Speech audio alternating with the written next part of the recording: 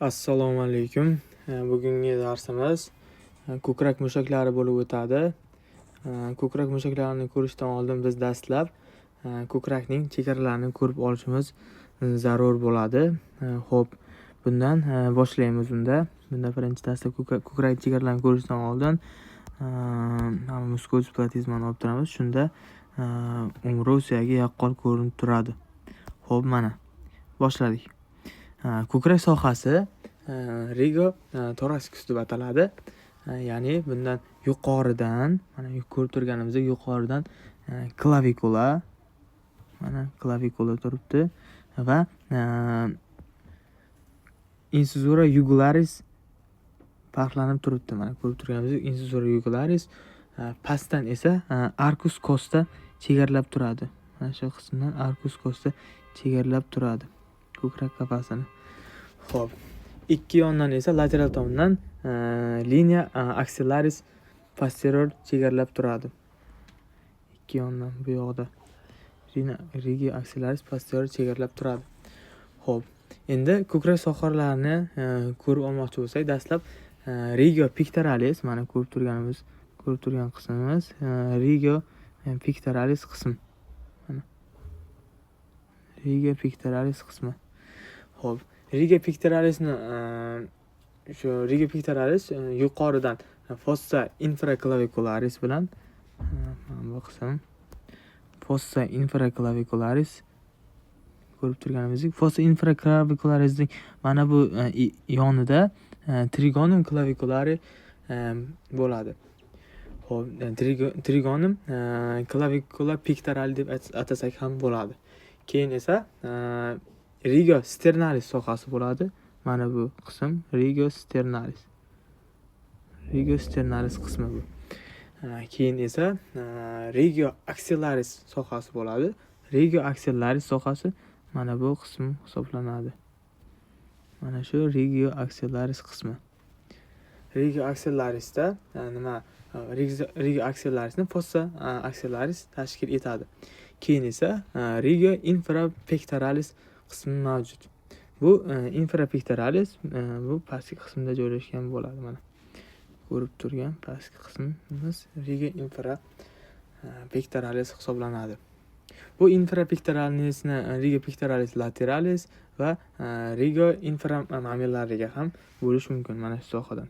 Bu tomon regio inframammillari, bu tomon esa pectoralis lateralis, infrapectoralis lateralis deb atasak bo'ladi.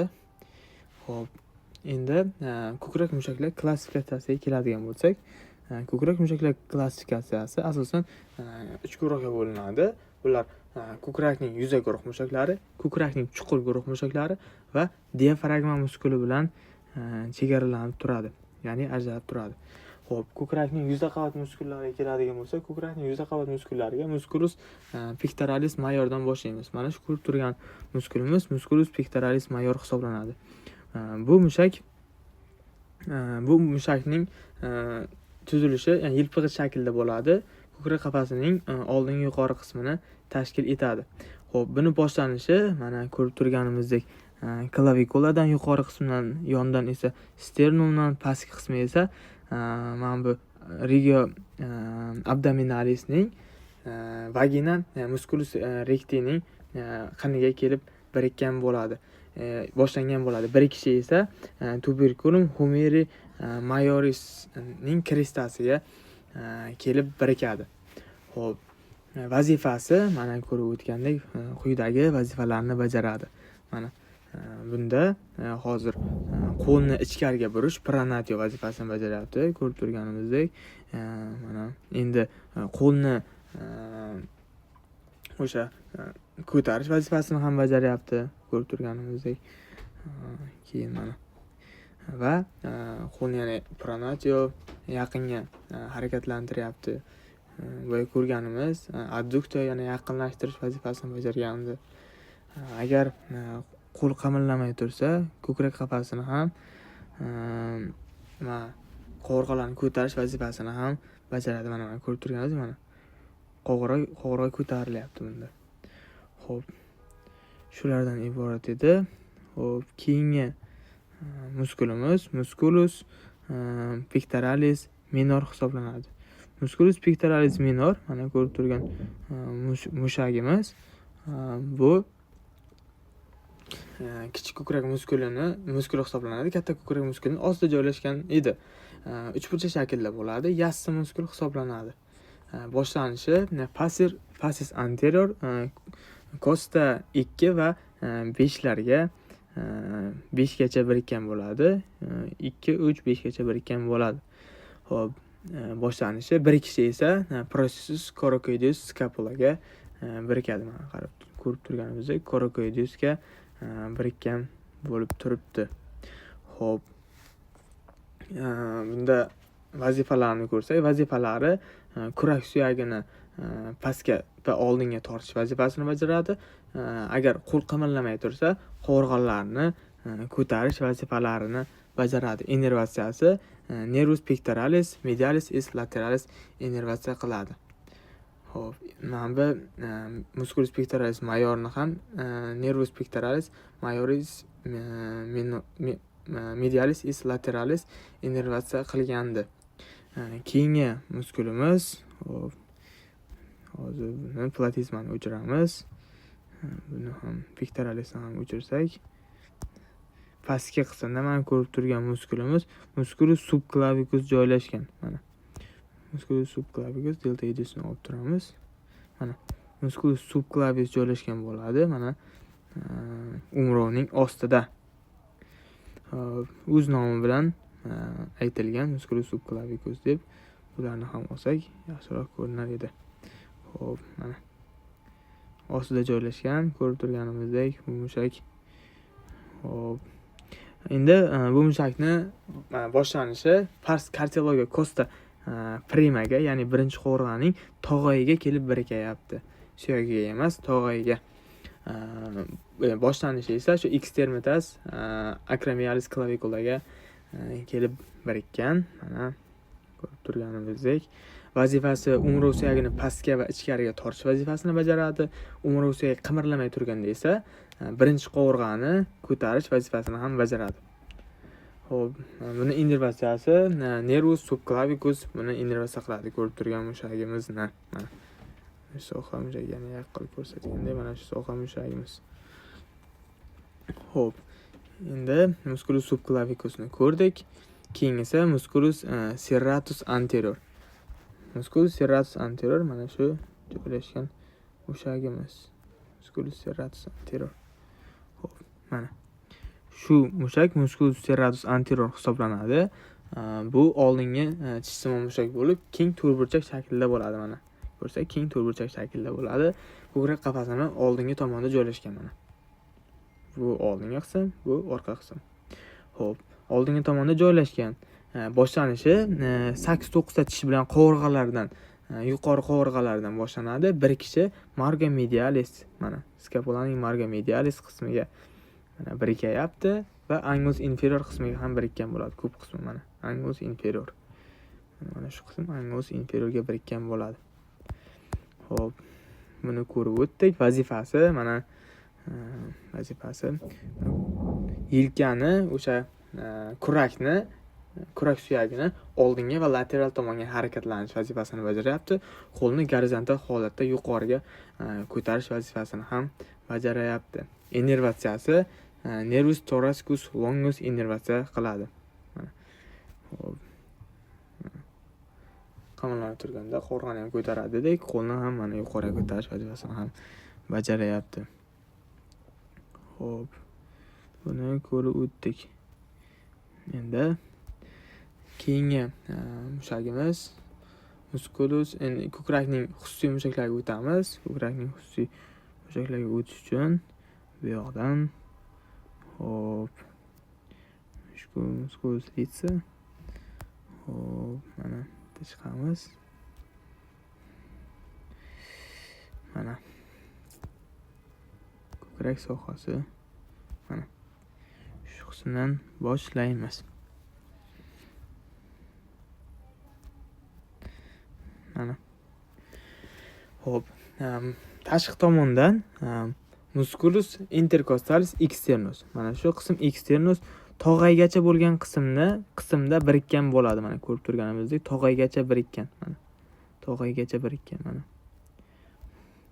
Bu esa mana bu tog'aygacha birikkan bo'ladi mana. Xo'p.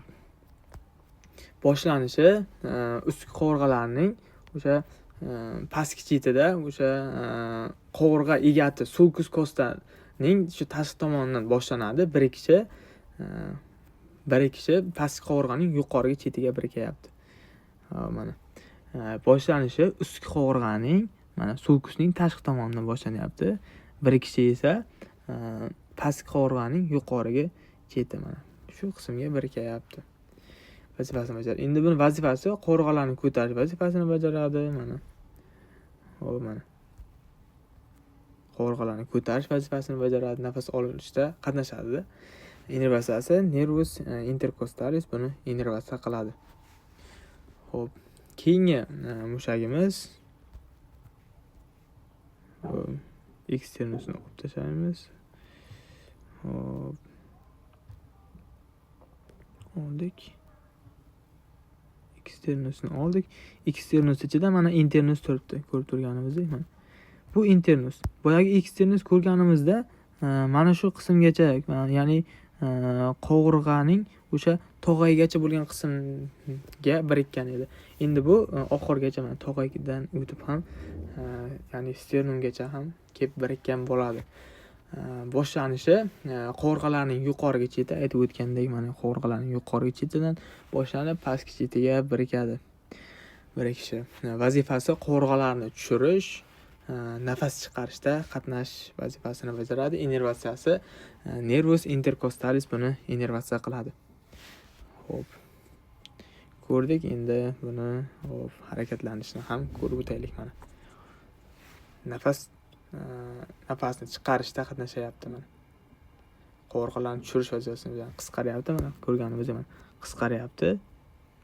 Qovurg'a tushyapti mana. Ko'rdik buni. Endi musculus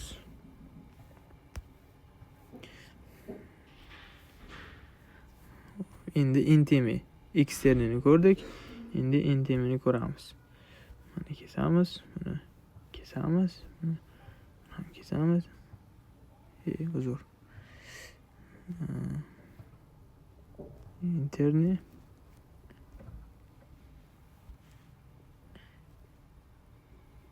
intimi mana. Bu ham mana eng ichki qovurg'alar aro mushak hisoblanadi. Bu ham xuddi musculus intercostalisga o'xshab nima ichkari joylashgan bo'ladi. Xuddi intercostalis kabi yo'naladi. O'sha qo'shni qovurg'alar aro ichki yuzada joylashgan bo'ladi mana. Ko'rib turganimiz ichki yuzada joylashgan. Endi buni ko'rsak mana. Mana ichki yuzada joylashgan, ko'rganimizdek. Mana ichki yuzada joylashgan intimi.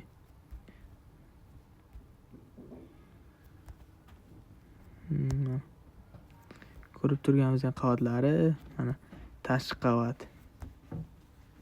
Tashqi qavat externus, o'rtadagi mana tashqi qavat externus, bu internus, bu esa intimi. Intimilarni ko'rdik. Keyingi mushagimiz musculus subcostalis bo'ladi. Musculus subcostalis. Mana shu mushakchalar musculus subcostalis hisoblanadi. Mana musculus subcostalis shu.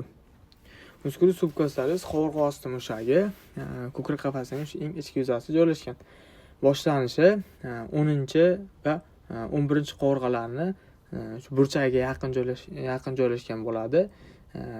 Birikishi bitta qovurg'a tashlab yuqoriga birikkan. Mana ko'rib o'tganimizdek bitta qovurg'a tashlayapti. Mana bitta qovurg'a tashlab ko'rganimizdek hozir mana o'chirsak bo'ladi buni aytgancha. Mana ko'rib turganimizdek bitta qovurg'a tashlab sulkusdan o'tib birikayapti. Vazifasi qovurg'alarni tushirib, nafas olishda ishtirok etish vazifasini bajaradi. Hop, keyingi mushagimiz. Hop, mana o'tsak. Mana bu mushak. Musculus transversus. Transversusni ko'rishimiz kerak. Mana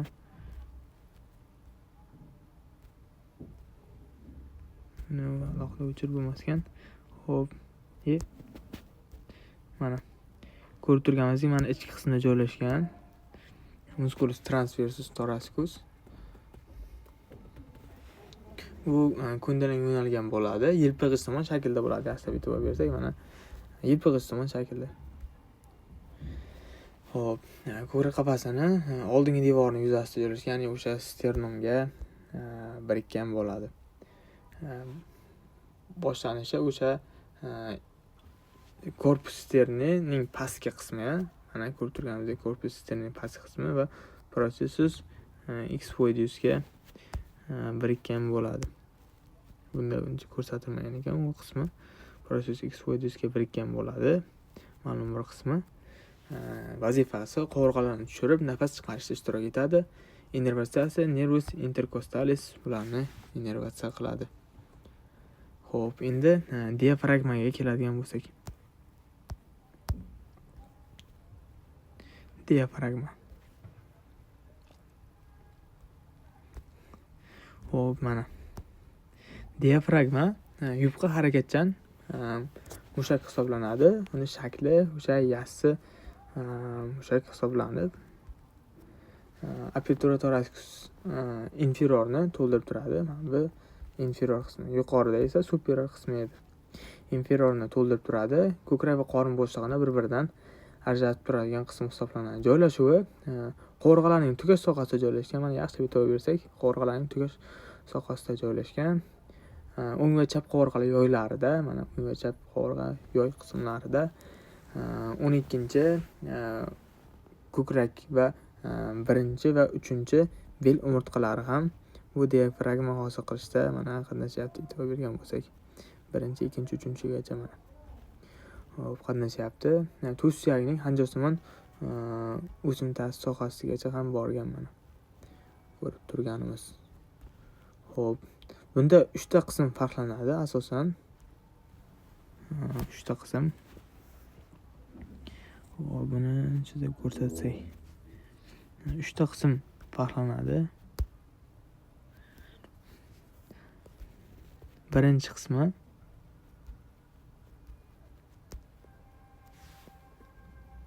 hop, yaqinlashtiraylik. Chizamiz. Pars sternalis mana shu qism. Pars sternalis qismi hisoblanadi. Pars sternalis o'sha diafragmaning eng kichik qismi hisoblanib, boshlanishi mana ko'rib turganingizdek hanjasimon o'siqdan boshlanyapti. Birikishi markaziy pay tomonga yo'nalib ketgan bo'ladi. Keyingi qismimiz mana ko'rib o'tgandek. Keyingi qismimiz eng katta yirik qismi, ya'ni costalis qismi. Hop, endi bu yoqdan chizsak. Mana endi bir chetdan boshlaymiz. Mana bu qism. Mana bu qismdan boshlanadi va bu yoqdan ko'rib turganimizdek mana bu qismgacha keladi. Shu qismgacha keladi. Shu qismgacha keladi va bu qismning nomi pars costalis deb ataladi. Boshlanishi o'sha pastki 6 ta qovurg'aning suyagidan va o'sha suyak va tog'ay qismidan boshlanadi. Birikishi yuqori medial tomonga yo'nalib, o'sha markaziy payga davom etadi. Xo'p. Keyingi qismimiz pars lumbaris qismi hisoblanadi. Pars lumbaris qismi mana shu ko'rib turgan qismimiz pars lumbaris qismi. Pars lumbaris qismi hisoblanadi. Pars lumbaris qismida bu bel umurtqalaridan boshlanadi. Bunda chap va o'ng oyoqlar bo'ladi. Mana ko'rib turganimizdek, mana bu qism o'ng qism, mana o'ng qism va chap qismlar crus dexter va sinisterlardan iborat bo'ladi. u oyoqchasi chap tomonga, o'ng oyoqchasi chap tomonga nisbatan yirik bo'ladi. Mana e'tibor bersak, o'ng oyoqchasi chap oyoqqa nisbatan yirik bo'ladi. Sababi ko'proq bosim tushib turganligi, ya'ni o'sha yuqorida jigar ko'proq massa berganligi uchun ham va embrional rivojlanish davrida ham bunda muhim ahamiyatga ega bo'ladi.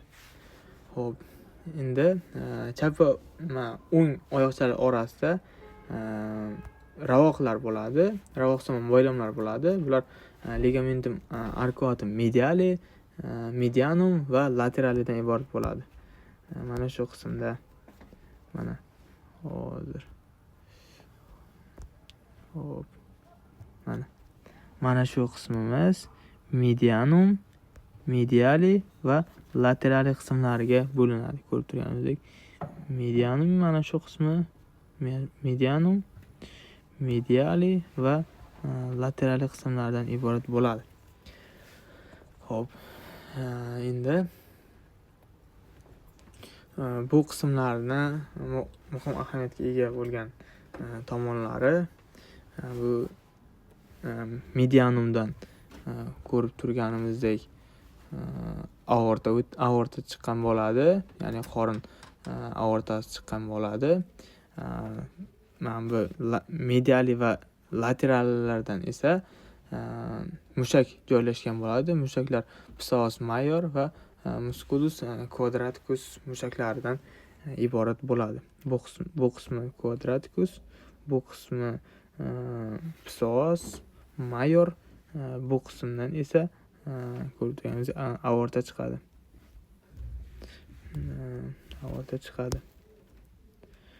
Xo'p, bu qismdan esofagus, ya'ni qizil o'ngga chiquvchi teshik hisoblanadi. Keyin oyoqchalar orasida ham hiatuslar joylashgan bo'ladi. Ko'rganimizdek, ya'ni hiatuslar.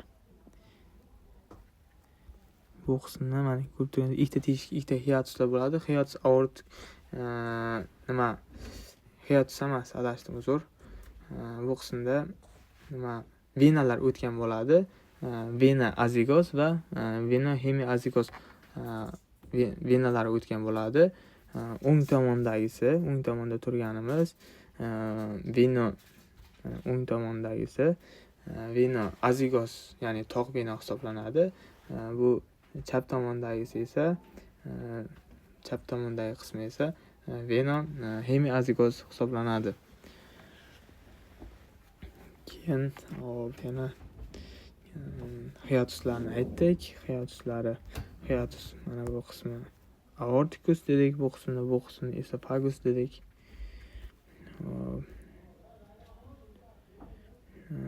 Bu tomondan katta teshik vena cava inferior o'tadi. Xo'p, diafragma mushaklarimizda yana trigonumlar ham bo'ladi. Xo'p, trigonumlarga keladigan bo'lsak, trigonum lumbocostali trigonumlar bo'ladi. Lumbocostali trigonum, mana shu trigonum lumbocostali trigonum hisoblanadi. Va trigonum sternocostali qismi ham mavjud bo'ladi. Sternocostalimiz mana shu qismi. Mana shu qism trigonum sternocostalis trigonumi hisoblanadi. Xo'p, keyin bu diafragmani innervatsiyasi nervus phrenicus innervatsiya qiladi.